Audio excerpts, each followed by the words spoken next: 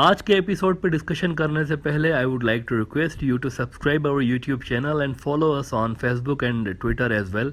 इसके अलावा अगर आप हमें सपोर्ट करना चाहते हैं तो that you can do through a Patreon also. Facebook, Twitter और पेट्रियन के जो लिंक्स हैं वो इस वीडियो की डिस्क्रिप्शन में आपको मिल जाएंगी। इसके अलावा इस चैनल के अबाउट सेक्शन में भी आपको इन तीनों वेबसाइट्स की लिंक्स मिल जाएंगी। शेख हसीना का इंडिया विजिट अपने अख्ताम पे पहुंचने वाला है, लेकिन इस विजिट में वो जो उम्मीदें थी ना कि कोई बहुत बड़े मंसूबे साइन होंगे, कुछ बड़ा इंडिया ऑफर करेगा, कुछ एक्स्ट्रा ऑर्डिनरी होगा, वैसा कुछ भी नहीं हुआ।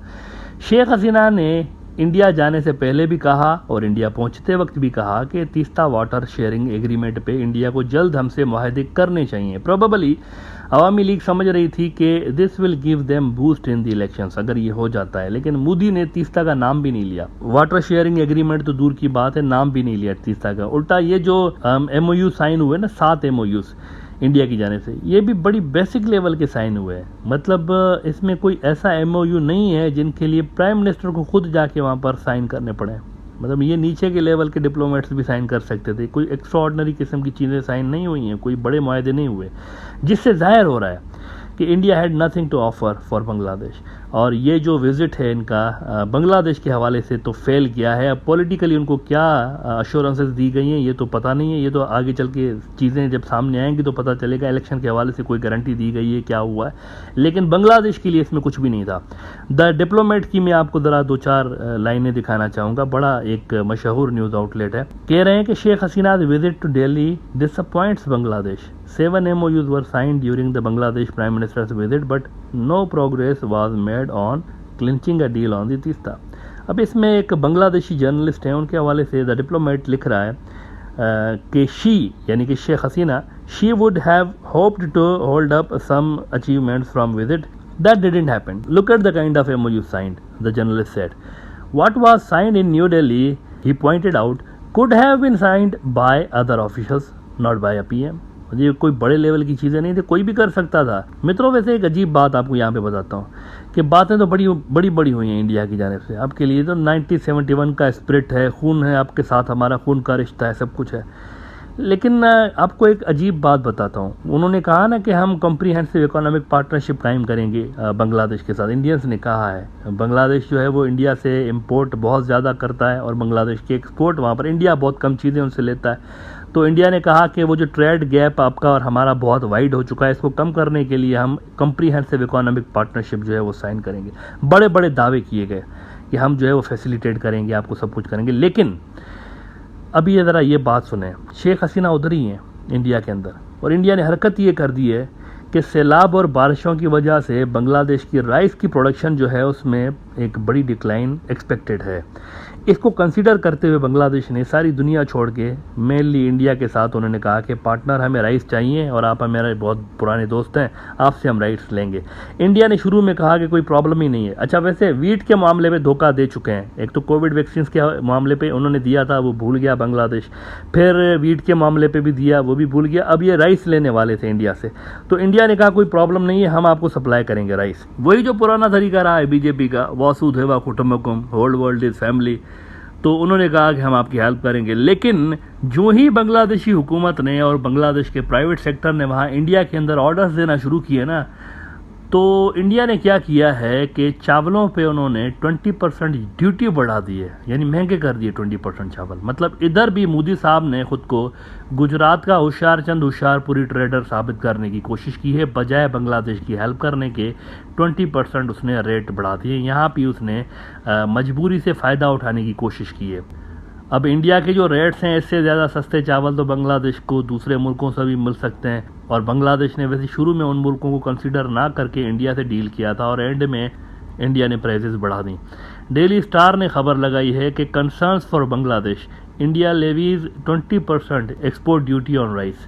ये तब हुआ है जब शेख हसीना भी वहाँ पर इंडिया में मौजूद है, ये तब हुआ है। इससे भी साफ जाहिर हो रहा है कि इकोनॉमिक फ्रंट पे भी इंडिया कोई ज़्यादा सीरियस नहीं है बांग्लादेश की जेन्युइनली हेल्प करने के लिए। मतलब कुछ इतना ही ख्याल कर लेते कि यार ये जो शेख हसीना साहिबा हैं ये वापस चली जाएं तो हम ये हरकत करें। उन्होंने ये भी नहीं सोचा बीजेपी वालों ने।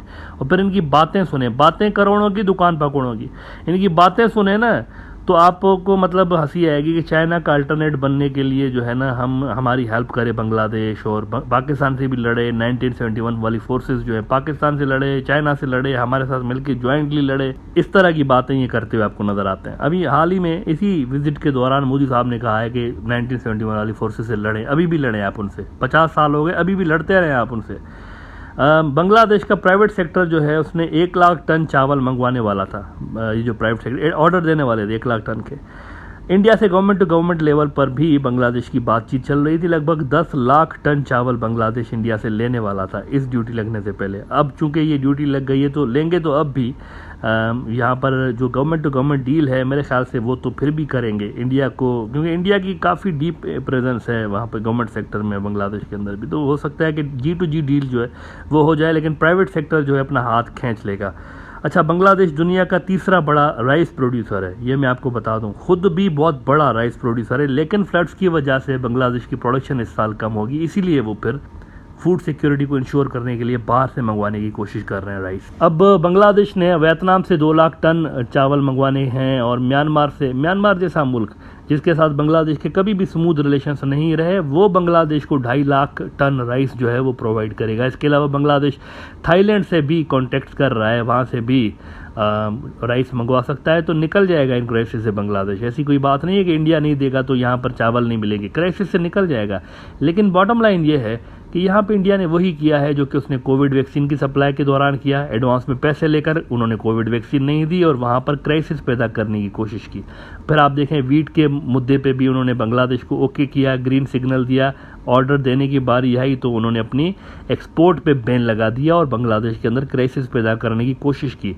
राइस के मामले में भी यही हुआ है, ओके किया, ग्रीन सिग्नल दिया, ऑर्डर हम लेंगे आपसे, और फिर एंड टाइम पे 20% ड्यूटी उन्होंने चावल पे बढ़ा दी। तो बार बार इंडिया की जानिब से मेरे ख्याल से कोई अच्छा सिग्नल नहीं दिया जा रहा बांग्लादेश को। अच्छा, शेख हसीना साहिबा ने वैसे रोहिंग्या इशू पे भी बात की है, लेकिन उसको भी इंडिया ने डाउन प्ले किया है वहाँ पे। अलबत्ता मोदी ये सुझाव ज़रूर दिया है बांग्लादेश को, जैसा कि मैंने आपको थोड़ी देर पहले बताया कि जी आइए फ्री फंड में ना 1971 वाली फोर्सेस से आइए लड़ते हैं, क्योंकि ये आपके और हमारे कॉमन दुश्मन है। अब इंडिया का तो समझ में आता है कि चाइना और पाकिस्तान से क्या मसला है, लेकिन बांग्लादेश के लिए कैसे कॉमन दुश्मन है ये अभी तक कोई नहीं समझा पाया। ममता बनर्जी वैसे नाराज़ हो गई हैं बीजेपी वालों से, दोबारा वेस्ट बंगाल की सीएम नाराज़ हो गई हैं। वो कह रही हैं कि बीजेपी ने जानबूझ के मुझे शेख हसीना से मिलने नहीं दिया। हालांकि शेख हसीना इस बार भी जब आई हैं इंडिया तो उन्होंने कहा कि ममता मेरी करीबी दोस्त है, मैं जब चाहूँ उससे मिल सकती हूँ, ऐसी कोई बात नहीं। लेकिन बीजेपी वालों ने नहीं मिलने दिया ममता बनर्जी को, तो ये भी एक सिग्निफिकेंट बात है। ओवरऑल शेख हसीना का ये जो इंडिया का दौरा था, ये बांग्लादेश एज अ कंट्री उसके हवाले से कामयाब नहीं रहा, और वो जो उम्मीदें की जा रही थी कि उनकी इस विजिट में फला एग्रीमेंट्स होंगे, कॉन्ट्रैक्ट्स होंगे, वैसा कुछ भी नहीं हुआ। बांग्लादेश के लिए एज अ कंट्री इस विजिट में कुछ भी नहीं था बेसिकली।